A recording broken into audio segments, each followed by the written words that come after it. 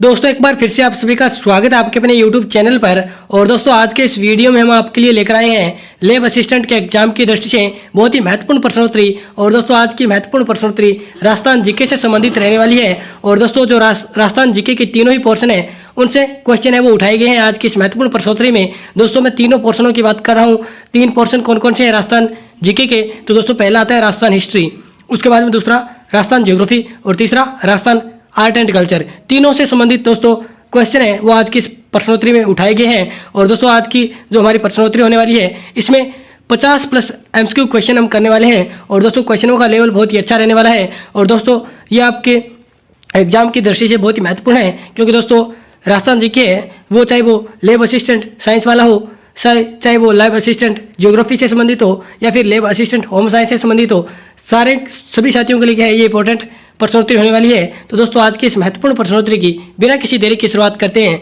और दोस्तों पहला क्वेश्चन आपके मोबाइल स्क्रीन पे आ रहा है। पहला क्वेश्चन देखिएगा कि राजस्थान के पड़ोसी राज्य का वह जिला जो प्रत्यक्ष राजस्थान को छूता नहीं है।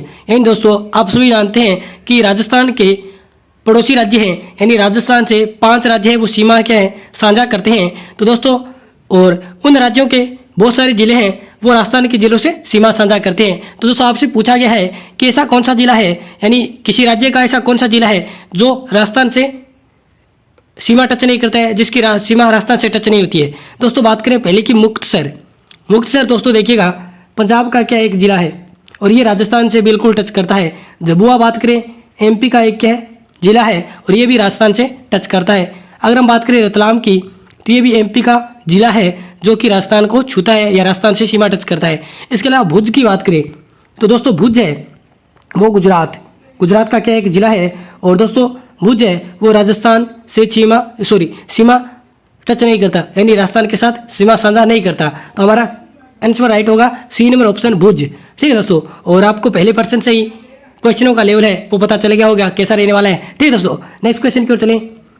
दूसरा क्वेश्चन देखिए दोस्तों, यहाँ पे निम्न में से असंगत है, यानी आपको जो गलत सुमिलित है यानी गलत सुमिलित है उसकी पहचान करनी है। तो दोस्तों पहला ऑप्शन देखिएगा, सोंडा पहाड़ी बिल्कुल जालौर में है, टोडगढ़ पहाड़ी बिल्कुल अजमेर में है, दमदमा बिल्कुल भरतपुर में है।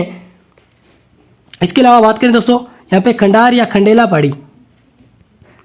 पहाड़ी ये दोस्तों जयपुर में नहीं है बल्कि सीकर में है। ठीक है दोस्तों, तो ये हमारा जो D नंबर ऑप्शन है वो राइट आंसर हो जाएगा, क्योंकि ये सही सुमिलित नहीं है, ये असंगत है। तो D नंबर ऑप्शन हमारा राइट हो जाएगा। यानी दोस्तों यहाँ पे खंडेला की पहाड़ी है और खंडेला की पहाड़ी दोस्तों कहाँ पे सीकर में, और यहाँ पे इसने क्या लिख रखा है जयपुर, तो जयपुर नहीं होगा दोस्तों, यानी हमारा D नंबर ऑप्शन राइट होगा क्योंकि ये असंगत है या असुमिलित है। ठीक है दोस्तों, तीसरा क्वेश्चन देखिएगा कि कोकण तीर्थ कहलाता है। तो दोस्तों कोकण तीर्थ है किसको कहा जाता है? पुष्कर को। तो सीधा याद रखना है आपको, B नंबर ऑप्शन इसका राइट हो जाएगा। नेक्स्ट क्वेश्चन देखते हैं चौथा क्वेश्चन आता है दोस्तों कि निम्न में से कौन सा उदयपुर संभाग में नहीं है, यानी आपको बताना है कि ऐसा कौन सा जिला है जो उदयपुर संभाग में नहीं आता है। दोस्तों बात करें प्रतापगढ़ की, चित्तौड़गढ़ की, डूंगरपुर की, तीनों ही उदयपुर संभाग में आते हैं, लेकिन भीलवाड़ा है वो उदयपुर संभाग में नहीं आता है। तो हमारा ऑप्शन हो जाएगा C नंबर ऑप्शन हमारा राइट हो जाएगा। ठीक है दोस्तों, पांचवा क्वेश्चन देखिएगा, यहाँ पे राजस्थान एकीकरण से संबंधित क्वेश्चन है वो आया है कि विशाल राजस्थान में अजमेर, आबू तहसील एवं सुनेल टापा के विलय होने का समय।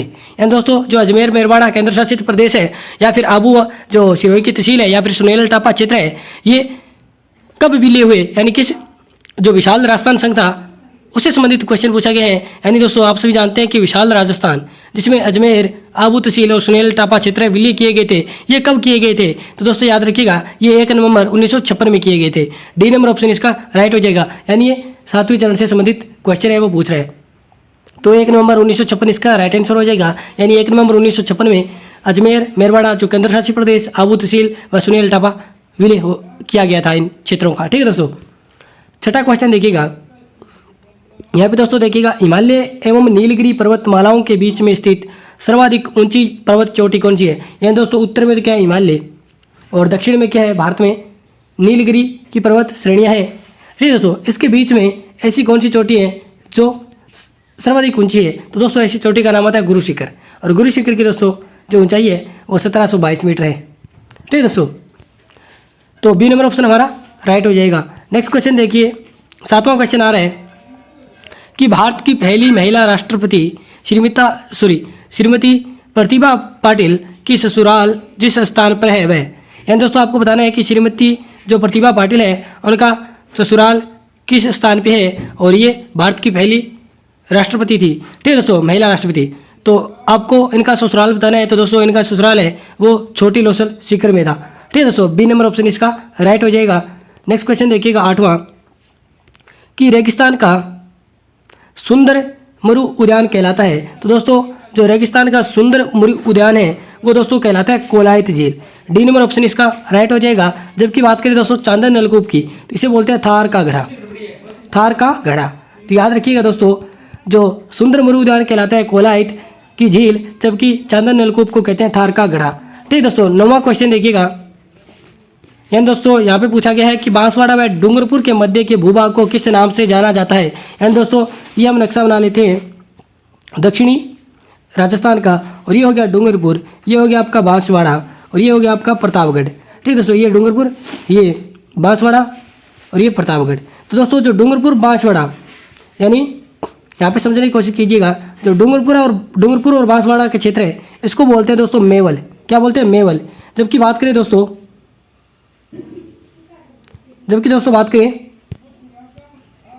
बात करें बांसवाड़ा और प्रतापगढ़ जिलों के दोनों जिलों का क्षेत्र है वो कहलाता है कांटल। ठीक दोस्तों, ये क्षेत्र कहलाता है कांटल, और इधर वाला हमारा क्या कहलाता है? मेवल। ठीक दोस्तों, याद रखिएगा। तो हमारा राइट आंसर हो जाएगा जो बांसवाड़ा व डूंगरपुर के मध्य भूभाग है वो मेवल के नाम से जाना जाता है। डी नंबर ऑप्शन इसका राइट हो जाएगा। नेक्स्ट क्वेश्चन देखिएगा 10वां। यहाँ पे क्वेश्चन दोस्तों देखिएगा कि 10वां क्वेश्चन है कि 25 मार्च सन 1948 को पूर्व राजस्थान संघ में जिस रियासत का विलय हुआ था वह थी, यानी आपको रियासत का नाम बताना है कि कौन सी रियासत है वो 25 मार्च 1948, यानी दोस्तों जो हमारा दूसरा चरण है राजस्थान के एकीकरण का उससे संबंधित क्वेश्चन है। यानी जो हमारा द्वितीय चरण है राजस्थान के एकीकरण का वो 25 मार्च 1948 को हुआ था। ठीक दोस्तों, और इसका नाम था पूर्व राजस्थान संघ। ठीक दोस्तों, और इसमें कौन सी रियासत है वो सम्मिलित की गई थी, तो यहाँ पे प्रतापगढ़। ठीक दोस्तों, सिरोही, भरतपुर, अलवर ये रियासतें हैं वो सम्मिलित नहीं की गई थी, क्योंकि अलवर भरतपुर मत्स्य जो संघ है पहले चरण से संबंधित है, जबकि सिरोही 7वें चरण से संबंधित है। ठीक दोस्तों, नेक्स्ट क्वेश्चन देखिएगा 11वां, कि अंगरखी का ग्रामीण भाषा में अन्य नाम है। यानी दोस्तों अंगरखी को ग्रामीण भाषा में अन्य नाम किस नाम से जाना जाता है? तो दोस्तों जाना जाता है बुगतरी के नाम से। डी नंबर ऑप्शन इसका राइट हो जाएगा। नेक्स्ट क्वेश्चन देखिएगा 12वां, कि राजस्थान में किस जिले का सापा सर्वाधिक प्रसिद्ध है? तो दोस्तों सापा है वो जोधपुर का प्रसिद्ध है। सी नंबर ऑप्शन इसका राइट हो जाएगा। नेक्स्ट क्वेश्चन यहाँ पे दोस्तों पूछा गया है, ये आर्ट एंड कल्चर से संबंधित क्वेश्चन है कि राजस्थानी महिलाएं पुत्र जन्म पर किस रंग वाली पोमचा वस्त्र पहनती है? तो दोस्तों पुत्र जन्म पे याद रखिएगा जो महिलाएं हैं वो पीला पोमचा पहनती है, तो ए नंबर ऑप्शन इसका राइट हो जाएगा। जबकि बात करें दोस्तों पुत्री जन्म पर महिलाएं कौन सा पोमचा पहनती है, कौन से रंग का? तो गुलाबी। ठीक दोस्तों, याद रखिएगा। नेक्स्ट क्वेश्चन देखिएगा, यहाँ पे क्वेश्चन पूछा गया है कि जो फूलों की साड़ियाँ हैं वो कहाँ की प्रसिद्ध है? तो दोस्तों जो फूलों की साड़ियाँ हैं वो जोबनेर जयपुर की प्रसिद्ध है। ठीक है दोस्तों, सी नंबर ऑप्शन इसका राइट हो जाएगा। नेक्स्ट क्वेश्चन, कि भील पुरुष अपने बालों को ढकने के लिए सिर पर जो पहनते हैं उसे क्या कहते हैं? तो उसे दोस्तों पोत्या बोलते हैं। क्या बोलते हैं? पोत्या। ठीक दोस्तों, यानी अपने जो बालों को ढकने के लिए सिर पर क्या है एक वस्त्र पहनते हैं, ओढ़ते हैं, उसको क्या बोलते हैं? पोत्या। सी नंबर ऑप्शन इसका राइट हो जाएगा। 16वां क्वेश्चन, ये दोस्तों आभूषण से संबंधित है, यानी तिमणिया नामक आभूषण पहना जाता है। तो दोस्तों याद रखिएगा, यानी बहुत सी बार ये परीक्षा में आया गया है कि तिमणिया नामक आभूषण कहाँ पहना जाता है। तो दोस्तों याद रखिएगा जो तिमणिया आभूषण है वो गले में पहना जाता है। सी नंबर ऑप्शन इसका राइट हो जाएगा। 17वां क्वेश्चन, यहाँ पे दोस्तों एक बार फिर से आभूषण से संबंधित क्वेश्चन है कि सुरलिया आभूषण पहना जाता है। तो दोस्तों याद रखिएगा जो सुरलिया आभूषण है वो कान में पहना जाता है, जबकि हमने बात की थी तिमणिया की, तिमणिया गले में पहना जाता है। ठीक दोस्तों, अगला क्वेश्चन देखिए।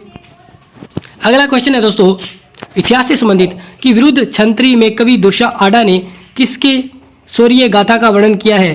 तो दोस्तों जो विरुद्ध छंत्री है वो दुर्सा आडा ने लिखी है, और इसमें दोस्तों दुर्सा आडा ने महाराणा प्रताप के शौर्य गाथा का वर्णन किया है। तो सी नंबर ऑप्शन इसका राइट हो जाएगा। नेक्स्ट क्वेश्चन की ओर चलते हैं दोस्तों। 19वां क्वेश्चन आपके सामने आता है। यहाँ पे दोस्तों ये जो राजस्थानी साहित्य और बोलियाँ हैं उस टॉपिक से संबंधित आपका क्वेश्चन है कि निम्न में से कौन सा उपन्यास विजयदान देथा का नहीं है। यानी दोस्तों एक ऐसा उपन्यास है इन चारों में से जो विजयदान देथा द्वारा लिखित नहीं है। तो दोस्तों बात करें तोड़ोराव का, तोड़ोराव दोस्तों बिल्कुल विजयदान देथा का है, जबकि 8 राज कवर ये भी विजयदान देथा का है, और मारो बादलो हटाओ ये भी विजयदान देथा का है। जबकि दोस्तों बात करें दोहरा रो धोरी ये दोस्तों विजयदान देथा का नहीं है। तो डी नंबर ऑप्शन हमारा राइट हो जाएगा।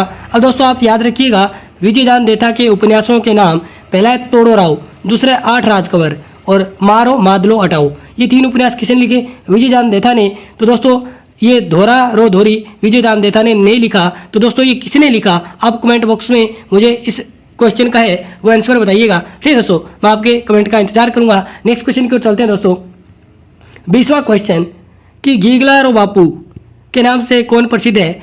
यानी गीगलार बापू के नाम से दोस्तों गणपत लाल डांगी है, वो गीगलार बापू के नाम से प्रसिद्ध है। सी नंबर ऑप्शन इसका राइट हो जाएगा। नेक्स्ट क्वेश्चन देखिएगा, यहाँ पे दोस्तों क्वेश्चन आया है जो सिंचाई परियोजना है उनसे कि सिद्धमुख नोहर सिंचाई परियोजना हेतु आर्थिक सहायता प्राप्त हुई है। यानी दोस्तों जो सिद्धमुख नोहर सिंचाई परियोजना है उसको आर्थिक सहयोग किस संस्था के द्वारा दिया जा रहा है? तो दोस्तों याद रखिएगा जो यूरोपियन आर्थिक समुदाय है उसके द्वारा जो सिद्धमुख नोहर सिंचाई परियोजना है उसको आर्थिक सहयोग है उसकी प्राप्ति हो रही है। किस संघ से? यूरोपियन आर्थिक समुदाय से। सी नंबर ऑप्शन इसका राइट हो जाएगा। नेक्स्ट क्वेश्चन देखिएगा दोस्तों, यहाँ पर आपसे पूछा गया है 22वें क्वेश्चन में कि भराव क्षमता की दृष्टि से राज्य के पश्चिमी भाग का सबसे बड़ा बांध। यानी दोस्तों राजस्थान का भराव क्षमता की दृष्टि से सबसे बड़ा बांध है वो राणा प्रताप सागर बांध है। ये राजस्थान की बात हो रही है। ठीक है दोस्तों, अगर हम पश्चिमी राजस्थान की बात करें, यानी आपको पश्चिमी राजस्थान के का सबसे ज़्यादा भराव क्षमता वाला बांध बताना है, यहाँ पे पश्चिमी राजस्थान के पश्चिमी भाग का। तो दोस्तों कौन सा है? तो याद रखिएगा जवाई बांध है। और जवाई बांध दोस्तों कौन सी जिले में है? आप इसका आंसर कमेंट बॉक्स में बताएंगे। और दोस्तों एक बार फिर से मैं आपको बता दूं, ये राजस्थान के पश्चिमी भाग में सबसे अधिक यानी भराव क्षमता वाला बांध है जवाई बांध। जबकि राजस्थान का कौन सा है? तो पूरी राजस्थान का राणा प्रताप सागर बांध है। ठीक है दोस्तों, और इसका निर्माण 1970 में हुआ था राणा प्रताप सागर बांध का। ठीक है दोस्तों, नेक्स्ट क्वेश्चन देखिएगा, यहाँ पे क्वेश्चन पूछा गया है कि भूमि की लवणीयता को दूर करने के लिए किसका प्रयोग किया जाता है? तो दोस्तों जो भूमि की लवणीयता है उसको दूर करने के लिए जिप्सम का प्रयोग किया जाता है, जबकि अम्लीयता को दूर करने के लिए, मिट्टी या भूमि की अम्लीयता को दूर करने के लिए चूना पत्थर का इस्तेमाल किया जाता है। ठीक है दोस्तों, दोनों बातें याद रखिएगा। नेक्स्ट क्वेश्चन देखिएगा कि राजस्थान का कौन सा भूभाग बंगाल की खाड़ी व अरब सागर दोनों ही मानसून से अधिक वर्षा प्राप्त करता है? दोस्तों ऐसा कौन सा क्षेत्र है? तो दोस्तों याद रखिएगा या कौन सा राजस्थान का भूभाग है? तो दक्षिणी पूर्वी भाग, जो दक्षिणी पूर्वी भूभाग है वो क्या है? बंगाल की खाड़ी व अरब सागर दोनों से ही मानसून आते हैं, उनसे अधिक वर्षा प्राप्त करता है। कौन सा क्षेत्र? राजस्थान का दक्षिणी पूर्वी भाग। ठीक है दोस्तों, ए नंबर ऑप्शन इसका राइट हो जाएगा। नेक्स्ट क्वेश्चन देखिएगा कि राजस्थान में जून माह में न्यूनतम वायुदाब किस जिले में संभावित है? वह है, यानी दोस्तों आपको बताना है कि जून माह में न्यूनतम वायुदाब किस जिले में हमें देखने को मिलता है राजस्थान के? तो दोस्तों याद रखिएगा जैसलमेर में देखने को मिलता है। सी नंबर ऑप्शन इसका राइट हो जाएगा। 26वां क्वेश्चन आ रहा है आपके सामने कि ऊसर भूमि किसे कहा गया है? यानी ऊसर भूमि से क्या तात्पर्य है? तो दोस्तों पहला ऑप्शन देखिए, नदियों के किनारे पर स्थित भूमि को, पर्वतीय प्रदेशों पर स्थित भूमि को, खारी व लवणीय भूमि को, दलदल भूमि को। तो दोस्तों ऊसर भूमि का संबंध है वो खारी व लवणीय भूमि से है। यानी ऊसर भूमि किसे कहा गया है? जो खारी व लवणीय भूमि होती है उसको ऊसर भूमि कहा गया है। सी नंबर ऑप्शन इसका राइट हो जाएगा। नेक्स्ट क्वेश्चन देखते हैं दोस्तों 27वां, यहाँ पे दोस्तों कि राज्य के पूर्वी मैदानी भाग में मिट्टी की निरंतर उर्वरता बनाने रहने का प्रमुख कारण है। तो दोस्तों यानी जो उर्वरता है, यानी जो पूर्वी भाग की उर्वरता है उसको बनाए रखने में दोस्तों प्रमुख कारण कौन सा है? यानी प्रतिवर्ष नवीन जलोढ़ मृदा का जमाव। क्योंकि दोस्तों पूर्वी मैदानी भाग है वो नदियों द्वारा निर्मित भाग है, और यहाँ पे दोस्तों मिट्टी उर्वरकता तभी बनी रहेगी मिट्टी की जब यहाँ पे प्रतिवर्ष है वो नदियों द्वारा नवीन जलोढ़ मृदा का जमाव किया जाएगा। ठीक है दोस्तों, सी नंबर ऑप्शन इसका राइट हो जाएगा। 28वां क्वेश्चन देखिएगा, ये दोस्तों क्वेश्चन काफ़ी महत्वपूर्ण है कि चूना, नाइट्रोजन व ह्यूमस की कमी किस मिट्टी में पाई जाती है? तो दोस्तों याद रखिएगा चूना, नाइट्रोजन, ह्यूमस की कमी है वो लेटेराइट मिट्टी में पाई जाती है। और लेटेराइट दोस्तों शब्द है वो ग्रीक भाषा के लेटर शब्द से बना है, लेटर शब्द से, और लेटर का अर्थ होता है ईंट। ठीक है दोस्तों, इतनी बातें भी याद रखिएगा क्योंकि ये आपकी जो भारत की मृदा है उससे संबंधित भी टॉपिक है लैब असिस्टेंट जियोग्राफी वालों का। ठीक है दोस्तों, लेटराइट मिट्टी है, लेटराइट शब्द है वो ग्रीक भाषा के लेटर शब्द से बना है और इसका अर्थ है ईंट। ठीक है दोस्तों, नेक्स्ट क्वेश्चन देखिएगा कि लाल व पीली मिट्टी पाई जाती है, बताइए इस मिट्टी के लाल रंग के लिए कौन सा तत्व उत्तरदायी है। ठीक है दोस्तों, आपको बताना है कि जो लाल व पीली मिट्टी है उसमें किस कारण लाल रंग होता है। दोस्तों याद रखिएगा, जो लोहा ऑक्साइड की प्रधानता के कारण है, जो लाल व पीली मिट्टी है उसका रंग है वो लाल दिखाई देता है, यानी लोहा ऑक्साइड के कारण। ठीक है दोस्तों, सी नंबर ऑप्शन इसका राइट हो जाएगा। नेक्स्ट क्वेश्चन देखिएगा, वह कौन सी प्रक्रिया है जिससे पश्चिमी राजस्थान की मिट्टी अम्लीयता तथा क्षारीय हो जाती है। तो दोस्तों इसको बोलते हैं केशिका रिसाव। क्या बोलते हैं, कोशिकाओं का रिसाव या केशिका रिसाव। यानी दोस्तों क्या होता है कि जो निचली परत है यानी नीचे से ऊपर की ओर, यानी ये इस प्रकार चक्कर चलता रहता है, इसको बोलते हैं केशिका द्वारा रिसाव। ठीक है दोस्तों, यानी जो नीचे का जो लवण पदार्थ होता है, यानी मिट्टी जो लवण और क्षारीय मिट्टी होती है वो नीचे से ऊपरी परत की ओर आ जाती है भूमि के या मृदा के। ठीक है दोस्तों, तो सी नंबर ऑप्शन हमारा राइट हो जाएगा। ऊपर से सही नीचे ये नहीं होगा, बल्कि दोस्तों याद रखिएगा नीचे से ऊपर की ओर केशिकाओं द्वारा रिसाव, यानी कोशिकाओं द्वारा रिसाव। ठीक है दोस्तों, सी नंबर ऑप्शन इसका राइट हो जाएगा।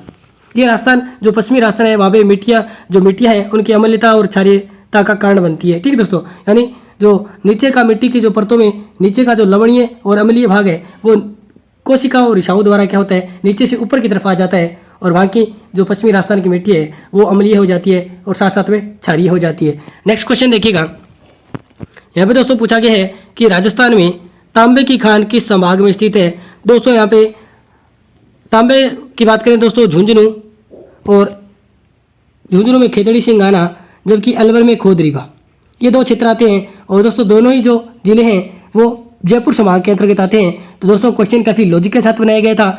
और तो दोस्तों यहाँ पे आ जाएगा राजस्थान में जो तांबे की खानें किस संभाग में स्थित है, तो जयपुर में। ठीक है दोस्तों, नेक्स्ट क्वेश्चन देखिएगा, राजस्थान में बेंटोनाइट खनिज का एकमात्र उत्पादक जिला कौन सा है। तो दोस्तों बेंटोनाइट बै से याद रखिएगा बाड़मेर, सी नंबर ऑप्शन इसका राइट हो जाएगा। यानी राज्य में बेंटोनाइट खनिज का एकमात्र उत्पादक जिला है वो बाड़मेर है, बेंटोनाइट बाड़मेर। ठीक है दोस्तों, नेक्स्ट क्वेश्चन, जो गोठ मंगलोद जो जिप्सम भंडार एवं खदानों के लिए सुप्रसिद्ध है किस जिले में स्थित है।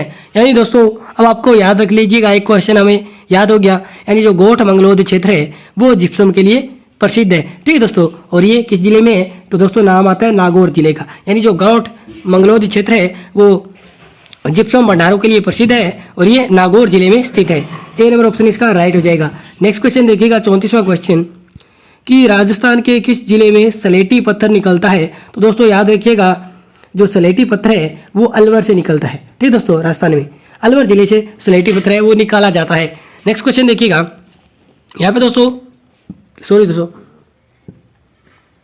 कि निम्नलिखित में से कौन सा युग्म सही सुमेलित नहीं है। यानी आपको गलत जो सुमेलित है उसकी पहचान करना है, यानी जो गलत सुमेलित है। यानी दोस्तों सेड स्टोन की बात करें, बिल्कुल भरतपुर। और अभी हमने स्लेट स्टोन की बात की थी, बिल्कुल अलवर की बात की थी। और ग्रेनाइट के लिए जो प्रसिद्ध है वो जालौर है। और दोस्तों लिंगनाइट कोयला जैसलमेर का नहीं बल्कि बीकानेर का प्रसिद्ध हम कह सकते हैं। ठीक है दोस्तों, बीकानेर प्रमुख क्षेत्र है। यहाँ पे बीकानेर होता तो ये भी सही होता, लेकिन यहाँ पे जैसलमेर है, ठीक है, सही सम्मिलित नहीं है, तो ये हमारा राइट आंसर हो जाएगा। अब दोस्तों 3 क्वेश्चन हमारे तैयार हो गए। कैसे दोस्तों, यानी सेड स्टोन के लिए कौन सा प्रसिद्ध है, भरतपुर। स्लेट स्टोन के लिए कौन सा है, अलवर। और ग्रेनाइट के लिए कौन सा जिला प्रसिद्ध है, जालौर। ठीक है दोस्तों, एक क्वेश्चन से हमने 4 क्वेश्चन या 5 क्वेश्चन बना लिए। ठीक है दोस्तों, नेक्स्ट क्वेश्चन देखिएगा, राजस्थान में सूखा संभावित क्षेत्र कार्यक्रम चलाया जा रहा है। तो दोस्तों जो सूखा संभावित कार्यक्रम है वो 1974-75 में क्या है, इसकी शुरुआत हुई थी 74-75 में। ठीक है दोस्तों, और ये 11 जिलों में क्या चलाया जा रहा है, तो बी नंबर ऑप्शन इसका राइट हो जाएगा। और इसकी जो शुरुआत है वो याद रखिएगा 1974-75 में। नेक्स्ट क्वेश्चन देखिएगा, ऑपरेशन खेजड़ा कब प्रारंभ किया गया। ये भी क्वेश्चन दोस्तों एग्जाम की दृष्टि से बहुत ही महत्वपूर्ण है कि जो ऑपरेशन खेजड़ा है वो 1991 में प्रारंभ किया गया था, तो बी नंबर ऑप्शन इसका राइट हो जाएगा। नेक्स्ट क्वेश्चन आ रहा है आपके सामने कि राजस्थान में छपनिया या छपना काल के नाम से आतंकित करने वाला विनाशकारी अकाल की विक्रम संवत में पड़ा था, यानी किस विक्रम संवत में आया था। तो दोस्तों याद रखिएगा 1956 विक्रमी संवत में आया था। और सन की बात करें तो 1899 और 1900। ठीक है दोस्तों, छपनिया काल। ठीक है दोस्तों, छपनिया काल विक्रम संवत में पूछा जाए तो 1956 विक्रम संवत, जबकि सन पूछा जाए तो 1899 और 1900, क्योंकि दोस्तों जो विक्रमी संवत है वो सन से यानी ईस्वी से 57 वर्ष आगे है। ठीक है दोस्तों, नेक्स्ट क्वेश्चन देखिएगा। यहाँ पे दोस्तों क्वेश्चन है कि 1857 में जयपुर के किस शासक ने मदरसा हुनरी की स्थापना की। ठीक है दोस्तों, मदरसा हुनरी। तो दोस्तों याद रखिएगा, जयपुर के ऐसे कौन से शासक थे? महाराजा राम सिंह। ठीक है दोस्तों, तो दोस्तों एक क्वेश्चन और बन गया कि 1857 की क्रांति के समय जयपुर का शासक कौन था? तो दोस्तों महाराजा राम सिंह द्वितीय। ठीक है दोस्तों, बी नंबर ऑप्शन राइट हो जाएगा। यानी 1857 में जो जयपुर का शासक था जिसने मदरसा हुनरी की स्थापना की थी वो था राम सिंह द्वितीय। ठीक है दोस्तों, बी नंबर ऑप्शन राइट हो जाएगा और यही क्रांति के समय जयपुर का शासक था। नेक्स्ट क्वेश्चन देखिएगा, ये क्वेश्चन काफ़ी महत्वपूर्ण है दोस्तों, इंपॉर्टेंट क्वेश्चन है कि हल्दी घाटी के युद्ध में घायल होने पर महाराणा प्रताप के राज क्षेत्र को किसने स्वयं धारण कर प्रताप को युद्ध क्षेत्र से बाहर जाने में मदद की। तो दोस्तों याद रखिएगा, यहाँ पे नाम आता है झाला विदा का। यानी दोस्तों जब महाराणा प्रताप घायल हो जाते हैं युद्ध में, तो दोस्तों जो महाराणा प्रताप के राज क्षेत्र हैं वो झाला विदा धारण करते हैं और युद्ध लड़ते हैं। ठीक है दोस्तों, और महाराणा प्रताप को युद्ध क्षेत्र से बाहर ले जाने में मदद करते हैं, तो नाम आता है झाला विदा। डी नंबर ऑप्शन दोस्तों ये राइट हो जाएगा हमारा।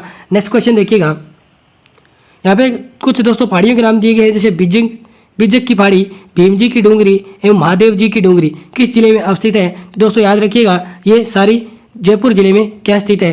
पहली है बिजक पहाड़ी, भीम जी की डूंगरी और महादेव जी की डूंगरी, तीनों ही कहाँ पे है? जयपुर जिले में अवस्थित है या स्थित है। तो ए नंबर ऑप्शन हमारा राइट हो जाएगा। नेक्स्ट क्वेश्चन देखिएगा कि उदयपुर स्थित गुलाब बाग का निर्माण 1881 में किसने करवाया। अब दोस्तों हमें कई क्वेश्चन यहाँ से निकल के आ चुके हैं कि उदयपुर में है वो गुलाब बाग स्थित है। पहला क्वेश्चन बन सकता है कि गुलाब बाग कहाँ स्थित है? तो उदयपुर में। और इसका निर्माण कब करवाया गया? तो 1881 में। और किसके द्वारा कराया गया? तो महाराणा सज्जन सिंह के द्वारा। तो बी नंबर ऑप्शन हमारा राइट हो जाएगा। ठीक है दोस्तों, याद रखिएगा, जो उदयपुर में स्थित गुलाब बाग है उसका निर्माण 1881 में किसने करवाया था? तो महाराणा सज्जन सिंह ने। नेक्स्ट क्वेश्चन देखिएगा कि 1927 से बिजोलिया किसान आंदोलन का मुख्य नेता कौन था। एंड दोस्तों 1927 में आपको बताना है, तो दोस्तों याद रखिएगा Manikya Lal Verma. Very very important question है, वेरी वेरी इंपॉर्टेंट क्वेश्चन। यानी दोस्तों 1927 से बिजोलिया किसान आंदोलन के मुख्य नेता कौन थे? तो दोस्तों नाम याद रखिएगा माणिक्य लाल वर्मा का। ठीक है दोस्तों, सबसे पहले साधु सीताराम दास थे, उसके बाद विजय सिंह पथिक का नाम आता है नेतृत्व ये लेते हैं बिजोलिया किसान आंदोलन का। लेकिन 1927 से है वो बिजोलिया किसान आंदोलन का मुख्य नेता या नेतृत्वकर्ता कौन है? तो माणिक्य लाल वर्मा। ठीक है दोस्तों, वेरी वेरी इंपॉर्टेंट क्वेश्चन है एग्जाम की दृष्टि से। नेक्स्ट क्वेश्चन देखिएगा कि राजस्थान में बौद्ध संस्कृति के अवशेष कहाँ से मिले हैं। तो दोस्तों याद रखिएगा, जो बौद्ध संस्कृति के अवशेष है वो बैराट से मिले हैं। कहाँ से मिले? बैराट, जो कि जयपुर में है और ये जो मत्स्य जनपद की राजधानी भी रही है, इसे विराट या विराट नगर के नाम से भी जाना जाता है। और दोस्तों जो बैराट सभ्यता है इसकी खोज दयाराम साहनी ने 1936-37 में की थी। ठीक है दोस्तों, नेक्स्ट क्वेश्चन देखिएगा, रणथंभौर विजय के उपरांत खिलजी ने किसे रणथंभौर का शासनभार सौंपा। दोस्तों वेरी वेरी इंपॉर्टेंट क्वेश्चन एक बार फिर से आ चुका है। यानी दोस्तों रणथंभौर विजय के उपरांत खिलजी ने किसे रणथंभौर का शासन संभाला। तो दोस्तों याद रखिएगा, जो रणथंभौर पे आक्रमण करने के लिए खिलजी ने 2 अपने सेनापति भेजे थे। पहले का नाम है नुसरत खां और उलग खां। अब दोस्तों याद रखिएगा, जब ये रणथंभौर पे आक्रमण करते हैं और दोस्तों दोनों सेनाओं के बीच यानी हमीरदेव चौहान और जब अलाउद्दीन खिलजी की सेना के मध्य युद्ध हो रहा था उसमें दोस्तों नुसरत खां है उसकी डेथ हो जाती है यानी नुसरत खां मर जाता है। तो दोस्तों अब आप पहचान सकते हैं कि रणथंभौर विजय के उपरांत खिलजी ने किसे रणथंभौर का शासन भार सौंपा। तो दोस्तों किसे सौंपा? तो उलग खां। ठीक है दोस्तों, क्योंकि दोस्तों नुसरत खां है वो युद्ध में ही मारा जाता है लड़ते हुए। ठीक है दोस्तों, और उलग खां है वो बाद में रणथंभौर विजय के उपरांत के बाद में यानी रणथंभौर विजय करने के बाद में क्या है, अलाउद्दीन खिलजी उलग खां को शासनभार रणथंभौर का यानी सौंपता है। ठीक है दोस्तों, उलग खां वेरी वेरी इंपॉर्टेंट क्वेश्चन है दोस्तों। नेक्स्ट क्वेश्चन देखिएगा, यहाँ पे जो गुर्जर प्रतिहार वंश है उससे संबंधित क्वेश्चन है कि आदि वराह की उपाधि किस राजपूत शासक ने धारण की। तो दोस्तों याद रखिएगा, जो आदि वराह की उपाधि है वो महिर भोज ने क्या है धारण की थी। ठीक है दोस्तों, थोड़ा उच्चारण है वो ठीक तरह से नहीं हो पा रहा है क्योंकि दोस्तों काफ़ी देर हो गई। ठीक है दोस्तों, और इसके साथ साथ मुझे जुकाम भी हो रखा है। नेक्स्ट क्वेश्चन देखिए दोस्तों, यहाँ पे लिखा गया है दोस्तों कि बीकानेर के राय सिंह ने 2 मुगल बादशाहों की सेवा की थी, वह कौन थे? यानी कौन कौन से मुगल बादशाह थे जिनकी सेवा बीकानेर के राय सिंह ने की थी। ठीक है दोस्तों, तो दोस्तों याद रखिएगा, पहला था अकबर और दूसरा जहांगीर। ठीक है, बी नंबर ऑप्शन इसका राइट हो जाएगा। नेक्स्ट क्वेश्चन देखिएगा कि जीर्ण माता व पिंपाड़ माता का संबंध क्रमशः है, यानी राजस्थान की लोक देवियों से संबंधित क्वेश्चन है कि जीर्ण माता व पिंपाड़ माता का संबंध क्रमशः कहाँ से है। अब दोस्तों जीर्ण माता बिल्कुल सीकर से है, यहाँ पे सीकर नंबर ऑप्शन पहला सभी में दिख रहा है। ठीक है दोस्तों, काफ़ी कन्फ्यूजन हो रही है। पिंपाड़ माता का संबंध दोस्तों जोधपुर से है, और जोधपुर में कहाँ से है? ओसिया से। ठीक है दोस्तों, तो बी नंबर ऑप्शन हमारा राइट होगा। ठीक है दोस्तों, यहाँ पे सीकर जोधपुर नहीं होगा बल्कि सीकर ओसिया इसका राइट आंसर होगा। यानी जीर्ण माता का संबंध सीकर से है, रेवासा सीकर, और जो पिंपाड़ माता का संबंध है वो जोधपुर के ओसिया से संबंधित है। ठीक है दोस्तों, बी नंबर ऑप्शन इसका राइट हो जाएगा। नेक्स्ट देखिएगा, यहाँ पे लोक देवता रामदेव जी के संबंध में निम्न में से कौन सा असंगत है, यानी गलत है। ठीक है दोस्तों, देखिएगा, इन्होंने पहला कथन देखिएगा, इन्होंने जाति पाति छुआछूत ऊंच नीच का विरोध कर हिंदू मुस्लिम एकता स्थापित की। बिल्कुल दोस्तों, ये बिल्कुल लोक देवता रामदेव जी के बारे में बिल्कुल सत्य कथन है। दूसरा देखिए, रामदेव जी का मेला रुड़ेचा में बढ़ता है। बिल्कुल दोस्तों बढ़ता है। इसके अलावा तीसरा देखिए कि छोटा रामदेवरा गुजरात में स्थित है। बिल्कुल दोस्तों। अब दोस्तों क्वेश्चन हमारा एक और हमारे सामने आता है कि छोटा रामदेवरा कहाँ पे स्थित है, तो गुजरात में। ये भी आप याद रखिएगा। तो दोस्तों तीनों ही कथन सही हैं। तो दोस्तों यहाँ पे असंगत पूछा गया यानी गलत, तो दोस्तों उपरोक्त में से नहीं, यानी उपरोक्त में से कोई नहीं होगा, यानी डी नंबर ऑप्शन हमारा राइट हो जाएगा। क्योंकि दोस्तों सभी कथन है वो सत्य है, या फिर हम कह सकते हैं संगत है, या फिर हम कह सकते हैं संगत है। ठीक है दोस्तों, तो यहाँ पे असंगत पूछा गया है, तो ये सभी संगत है और उपरोक्त में से कोई नहीं हमारा राइट आंसर हो जाएगा। नेक्स्ट क्वेश्चन देखिएगा, और आज का दोस्तों फाइनल क्वेश्चन आ रहा है कि कौन सी लोक देवी बिना पति के अकेली सती हुई। दोस्तों नाम आता है घेवर माता का। याद रखिएगा, घेवर माता है वो बिना पति के अकेले सती हो गई थी। ठीक है दोस्तों, तो दोस्तों ये थी आज की हमारी महत्वपूर्ण प्रश्नोत्तरी राजस्थान जीके से संबंधित। और दोस्तों ये महत्वपूर्ण प्रश्नोत्तरी आपको कैसी लगी आप कमेंट बॉक्स में बताइएगा। अगर आपको अच्छी लगी है तो इसको लाइक कर दीजिएगा और अपने दोस्तों के साथ शेयर कर दीजिएगा। और दोस्तों हमारे चैनल को सब्सक्राइब करना बिल्कुल ना भूलें, जल्दी से जाके जो सब्सक्राइब कर लीजिएगा। और दोस्तों ये थी आज की हमारी महत्वपूर्ण प्रश्नोत्तरी। और तो दोस्तों आप सभी का जुड़ने के लिए बहुत बहुत धन्यवाद। ठीक है दोस्तों, तो मिलते हैं नेक्स्ट वीडियो में। तब तक के लिए टाटा बाय बाय, जय हिंद जय भारत।